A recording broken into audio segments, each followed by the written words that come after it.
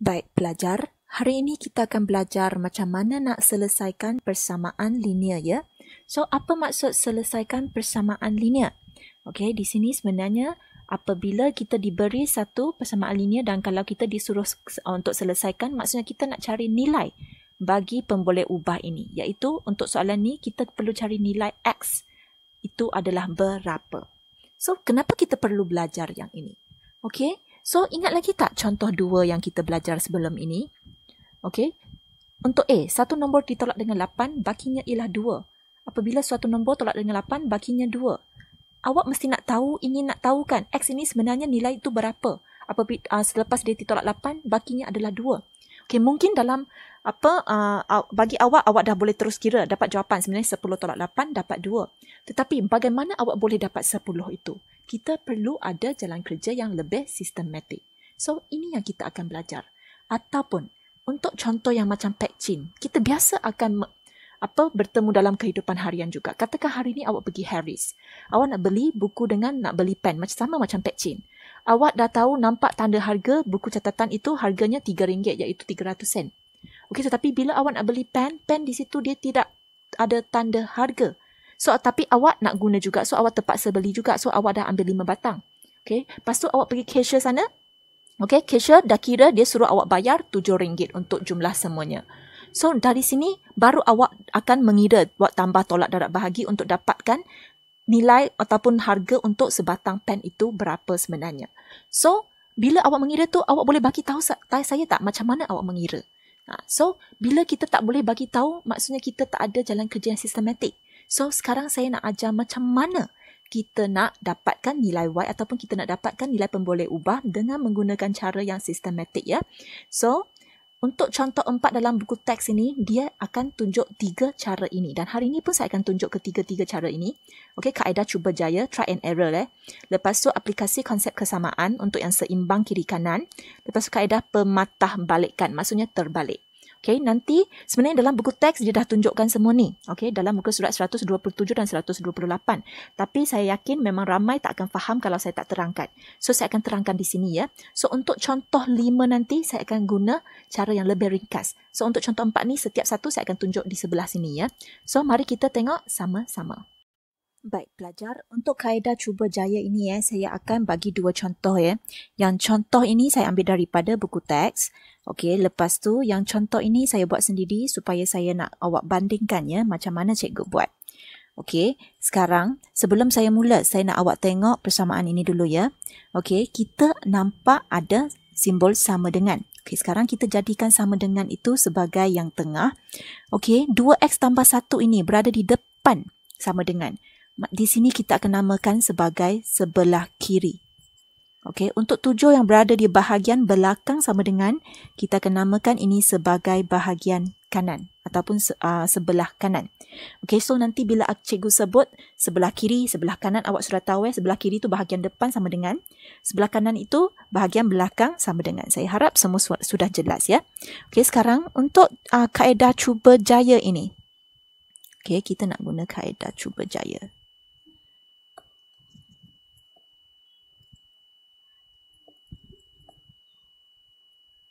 Cuba jaya maksudnya try and error ya. Okey, first kita kena bahagikan bahagian kiri dengan bahagian kanan. Ini kiri. Kanan. Ini kiri. Ini kanan. Okey, untuk yang 2x tambah 1 ini dia akan berada di sebelah kiri. So, kita tengok ini dulu ya. Saya akan tulis 2x. Apa maksud 2x? 2 darab x tambah 1. Di sebelah kanan kita ada 7 sahaja. Okey, 2x tambah 1. So, 2 darab x. X ini saya akan padam, saya akan gantikan dengan nombor 1. Biasanya saya akan mula dengan nombor 1.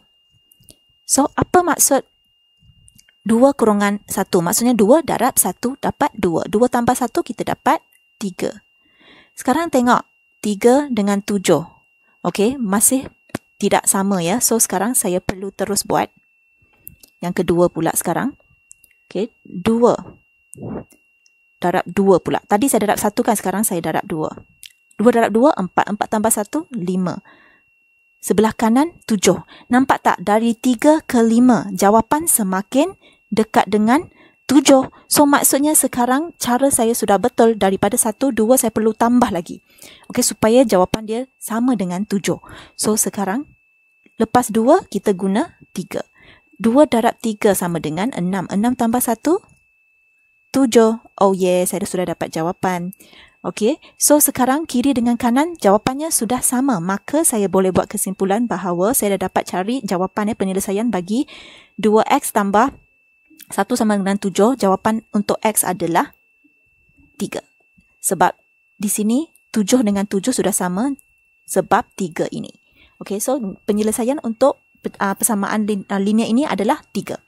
Okey, mari kita tengok contoh yang cikgu bagi ini pula. Okey, 5 tolak 3x per 2 di sebelah kiri. Di sebelah kanan kita ada 13. Okey, ingat x kita akan mula dengan 1 ya. So, 5 tolak 3 kurungan 1 maksud kita darab. Okey, so di sini 5 tolak 3 darab 1 kita dapat berapa? Kita dapat 3 per 2. Kita dapat 2 per 2. So, kita dapat jawapannya 1. Okey, 1 dengan 13 jauh lagi.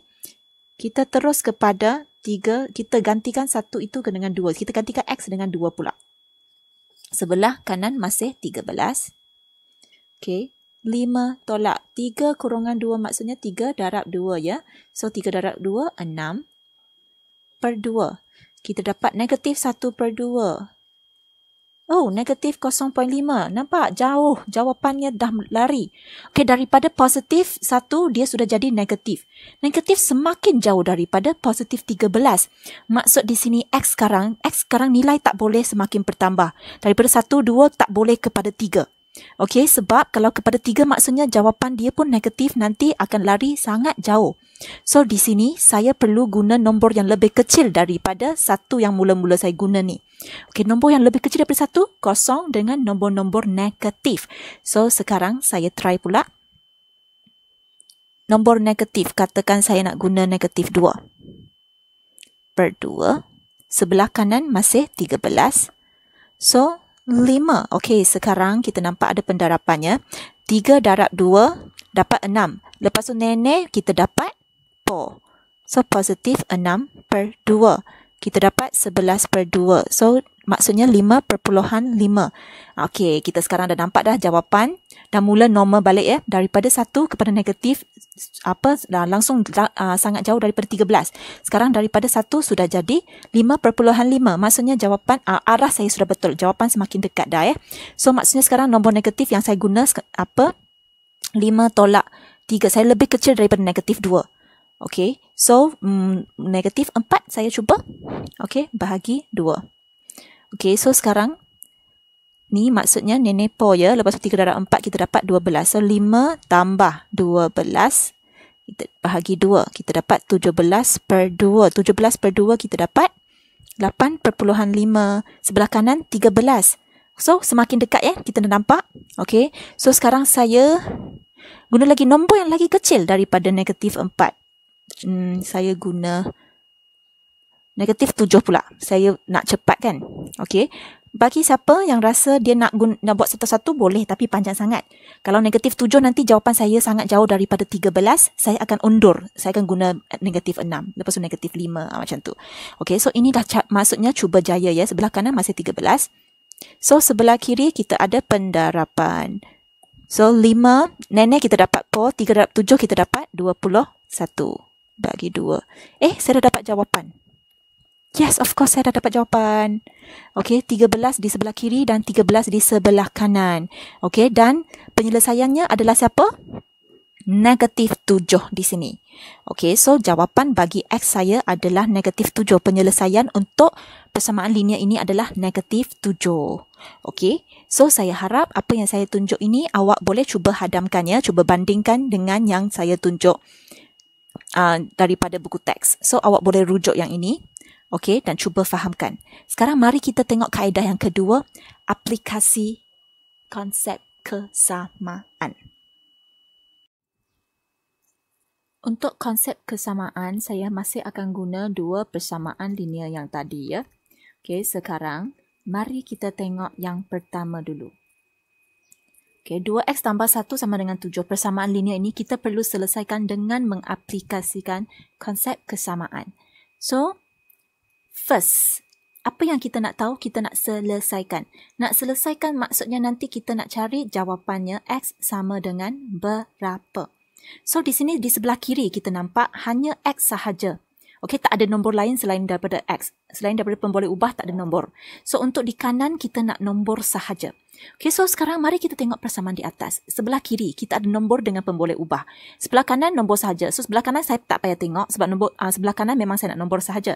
Di sebelah kiri, kita nak x sahaja tinggal. So, maksudnya 2 dengan 1 ini saya perlu buang. So, macam mana saya nak buang nombor-nombor ni? Bukan kita padam terus lepas tu x sama dengan 7 tidak ya. Tapi kita perlu buat sesuatu supaya jadikan mereka kosong ataupun 1. Okey, di sini kita nak buang 1 dengan 2.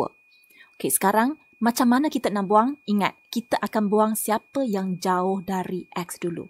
Ingat, saya nak tengok sebelah kiri je. Okey, kanan kita tak payah tengok. Tengok kiri je. 2 dengan 1. Siapa paling jauh dengan x? Sangat jelas, 1 paling jauh daripada x. So, kita akan buang 1 dulu.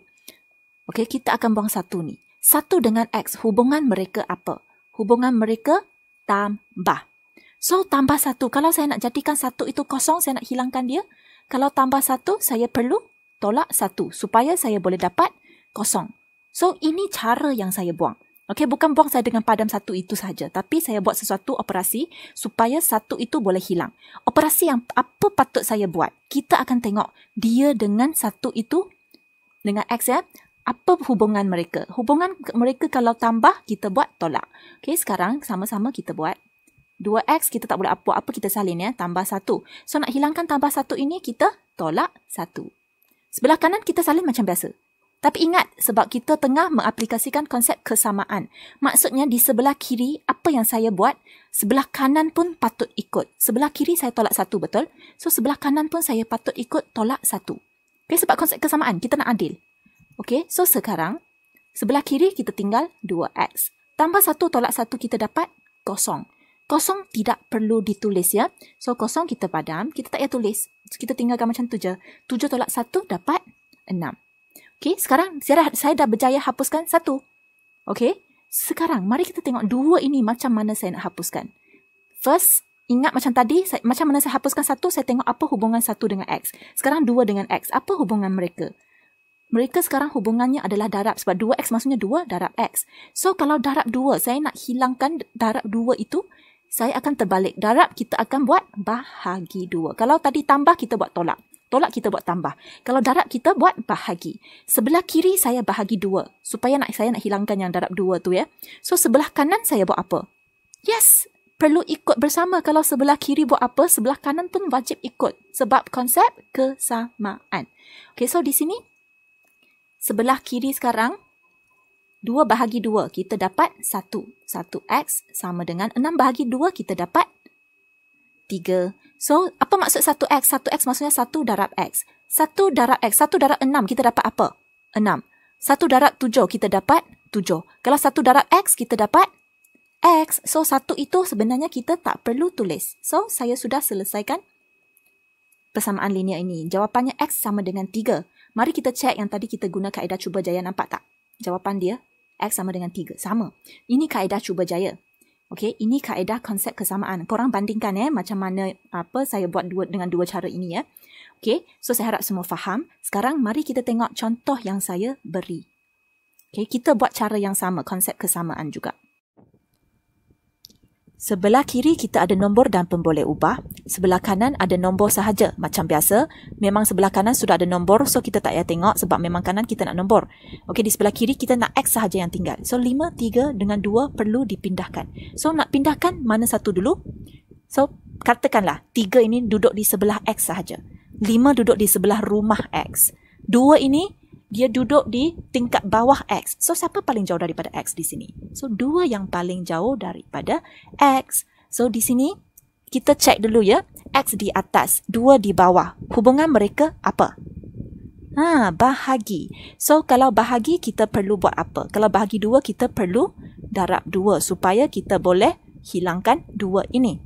Okey, macam tadi cikgu cakap, kalau tambah kita akan buat tolak. Kalau tolak kita akan buat tambah.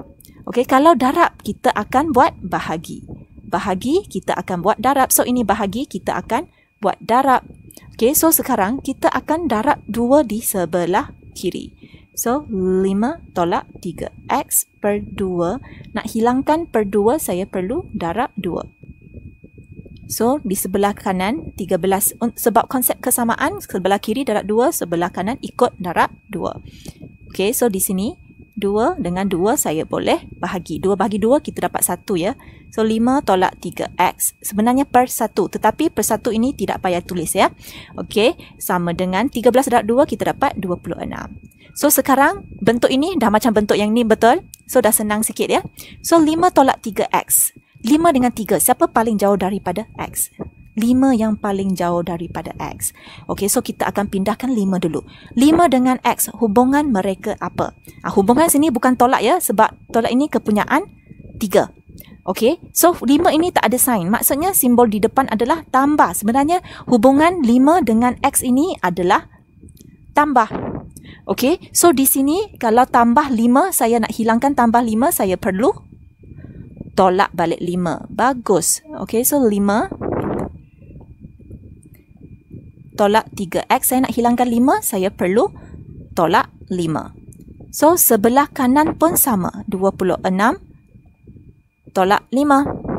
Okey, so sebelah kiri, 5 tolak 5 sudah dapat kosong. Tak payah tulis ya. So, kita tinggal negatif 3x. Jangan lupa negatif itu 3 punya ya.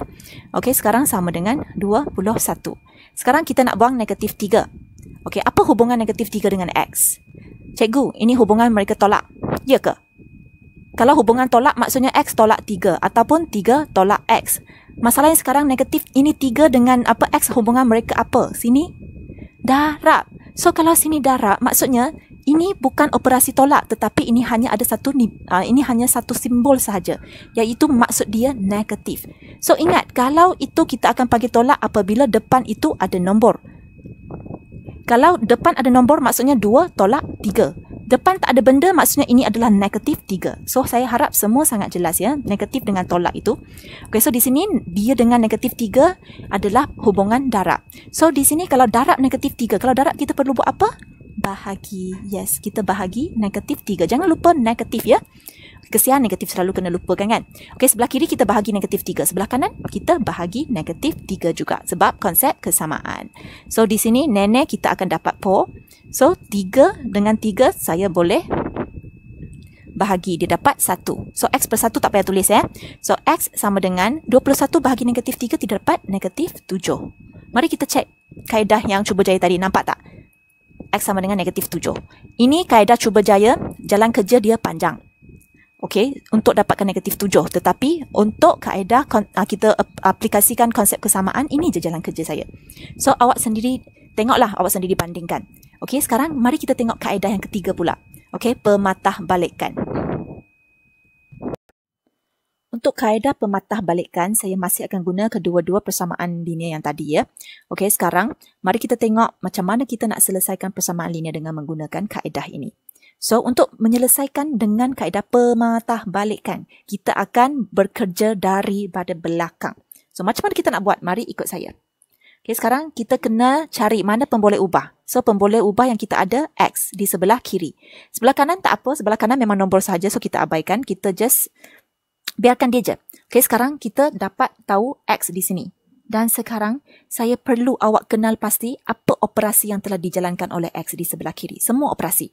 So, di sini saya dah tahu X ada menjalankan operasi tambah dan juga dia ada operasi darab. Dia ada dua operasi je. Ada lagi tak buat tambah, tolak, darab, bahagi lagi? Tak ada kan? Dia darab dengan tambah sahaja.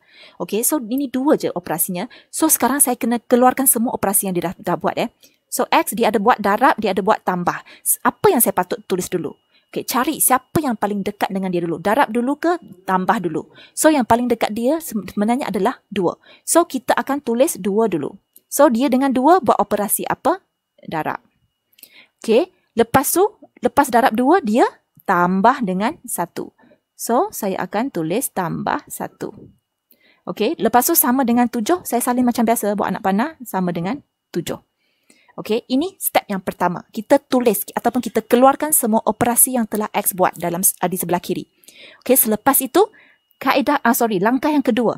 kita salin boleh ubah dengan nombor yang di atas tu ikut turutan yang macam atas ya. Dan sekarang apa yang terbalik? Anak panahnya. Anak panah tadi dari kiri ke kanan kan? Sekarang semua daripada kanan ke kiri. Okey. Dan satu lagi kita kena terbalikkan operasi tambah tolak darab bahagi tu.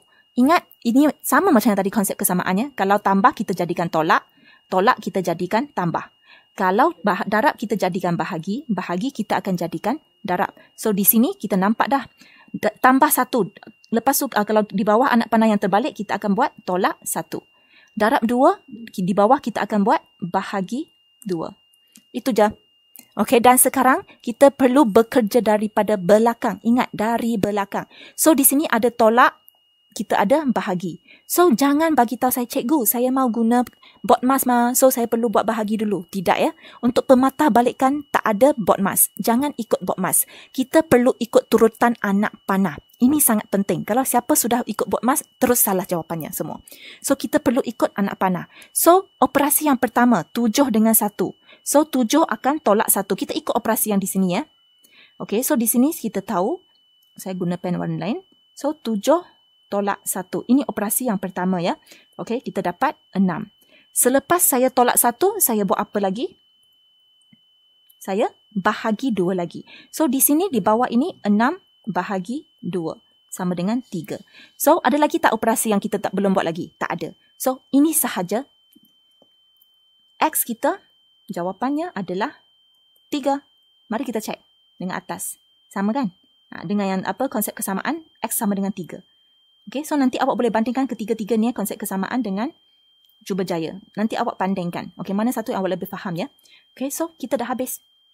Okay, mari kita tengok contoh yang cikgu bagi ni. Okay, kita buat lagi sekali ya. Di sebelah kiri kita nampak ada X. Sebelah kanan nombor sahaja, so tak payah risau. Okay, di sebelah kiri kita patut tulis semua operasi yang dijalankan oleh X. So di sini X dengan 3, mereka bersebelahan. Maksudnya pendarapan. Ingat, bersebelahan maksudnya pendarapan. Okay, sekarang dengan 5 pula, dia menjalankan apa? Bukan tolak ya, tetapi tambah. Sebab 5 ni simbol dia tambah ya. Depan tu tak ada, maksudnya tambah. Okay, sekarang 2 pula per 2. Apa maksud per? Per maksudnya bahagi. Ada lagi tak?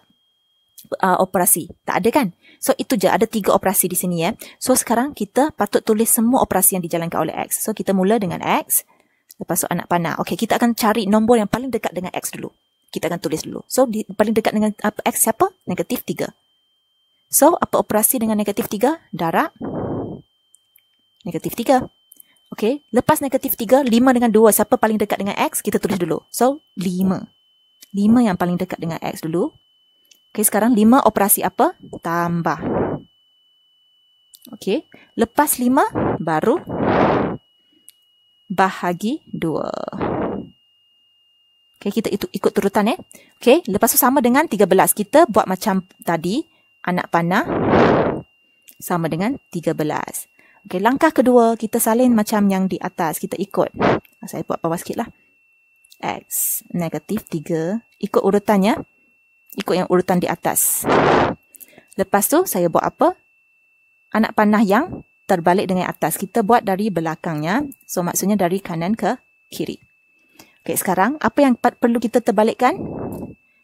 Operasi. So, di atas kita ada bahagi 2. So, sekarang bahagi akan jadi darab. Awak sudah pandai ya, ini sepatutnya.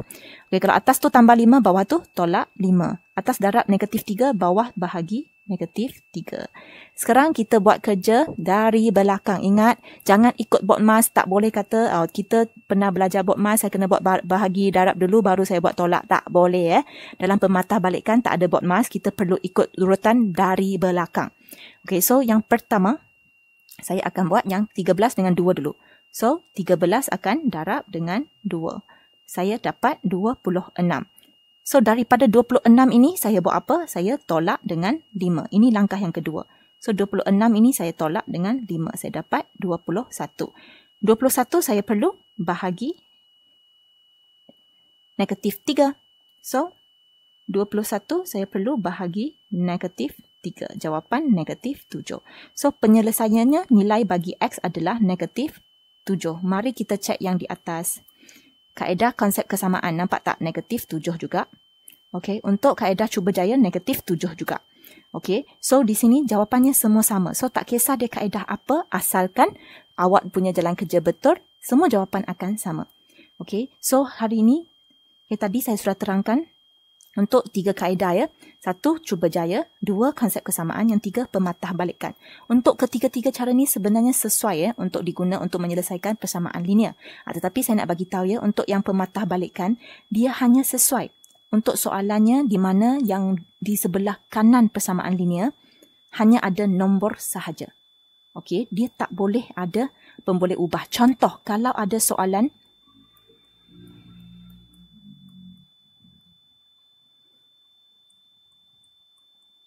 di sebelah kanan ada pemboleh ubah.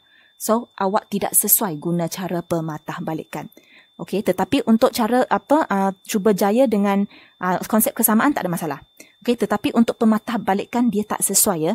So, saya harap semua jelas. Okey, dan awak boleh faham sebenarnya untuk pematah balikan dia ada hadnya ya. Okey, so untuk yang lain tak ada masalah. So, saya harap awak cuba telitikan ya.